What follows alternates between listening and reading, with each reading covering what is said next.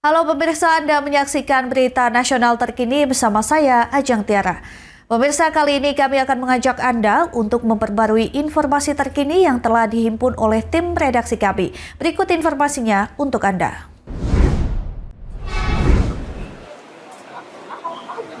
Pemerintah meluncurkan program stimulus ekonomi di momentum Hari Besar Keagamaan Nasional atau HBKN, yakni insentif Lebaran Idul Fitri 2026.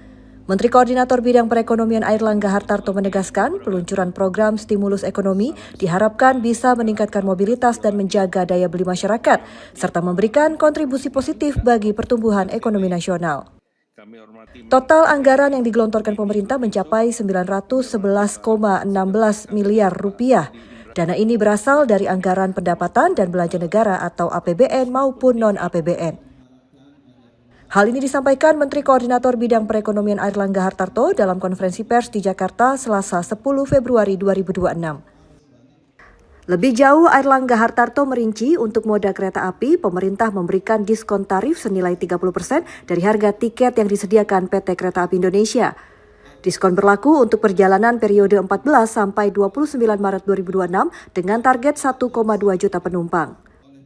Untuk moda transportasi Angkatan Laut, diskon diberikan sebesar 30% dari tarif dasar tiket oleh PT Pelayaran Nasional Indonesia berlaku periode 11 Maret hingga 5 April dengan target 445.000 penumpang.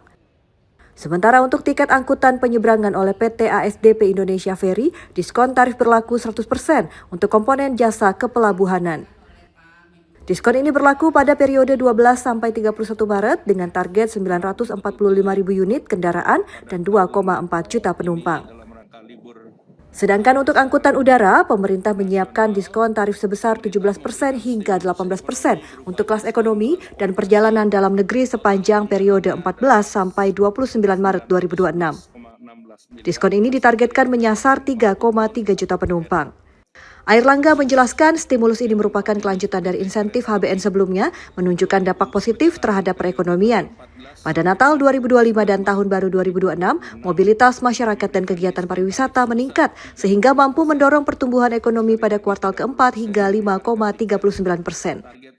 Peningkatan mobilitas pada periode Lebaran 2025 mencapai 154,62 juta orang, sedangkan pada libur Nataru mencapai 110,43 juta orang. Nah, untuk itu pada tahun ini dalam rangka libur Hari Besar Nasional, pemerintah memberikan stimulus ekonomi berupa diskon transportasi.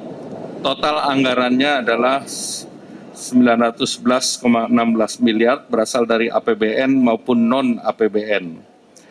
Khusus untuk di tempat ini, PT Kereta Api itu untuk perjalanan periode tanggal 14 sampai dengan 29 Maret 2026 diberikan diskon tarif sebesar 30%. Sekali lagi 30% dari harga tiket, targetnya 1,2 juta penumpang. Sebagai informasi, periode Lebaran 2025, pemerintah mencatat realisasi jumlah penumpang yang memanfaatkan insentif diskon tarif transportasi 3,15 juta penumpang untuk transportasi udara, 3,58 juta penumpang untuk kereta api, 797,99 ribu penumpang angkatan laut, serta 518,21 ribu penumpang dan 1,1 juta kendaraan pada angkutan penyeberangan. Airlangga menyebut insentif itu berdampak pada jumlah kunjungan wisatawan mancanegara yang mencapai 1,41 juta dan wisatawan Nusantara sebanyak 105,98 juta. Secara umum, pertumbuhan ekonomi nasional pada 2025 mampu dijaga pada level 5,11%. Dari Jakarta, Riswanto Ahmad, Berita Nasional TV.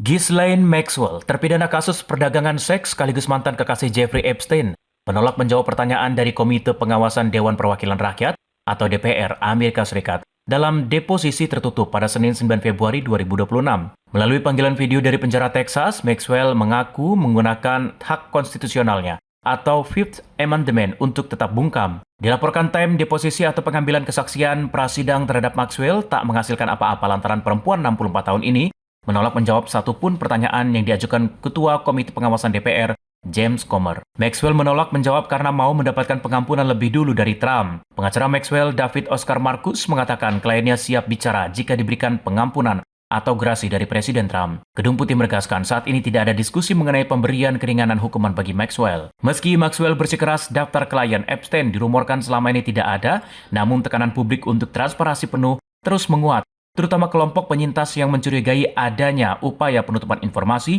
terhadap pria-pria berkuasa yang terlibat. Para anggota Komite Pengawasan DPR dari Partai Demokrat mengecam permintaan Maxwell karena penyelidikan parlemen. Mereka juga kesal karena Trump membuka peluang memberikan pengampunan. Comer menyebut Maxwell bungkam sangat mengecewakan karena komite punya banyak pertanyaan dan berniat menggali lebih dalam mengenai kemungkinan ada konspirator lain.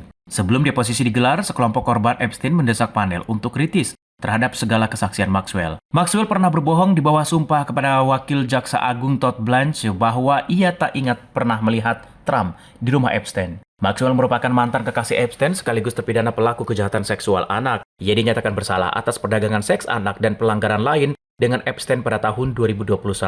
Maxwell menjadi kunci dalam kasus Epstein karena merupakan konspirator dan fasilitator utama di balik jaringan kejahatan seksual Epstein. Ia membantu Epstein memikat dan menyalurkan anak-anak di bawah umur untuk dieksploitasi secara seksual. Kelompok korban Epstein meminta panel DPR memastikan deposisi ini tidak menjadi alat yang digunakan untuk merugikan atau membungkam para korban. Pelaku perdagangan manusia harus dihukum. Bersamaan dengan sidang, Departemen Kehakiman Amerika Serikat mulai merilis jutaan halaman berkas baru hasil investigasi Epstein. Anggota Kongres kini diizinkan untuk melihat versi dokumen tanpa sensor mencari fakta selama ini tersembunyi.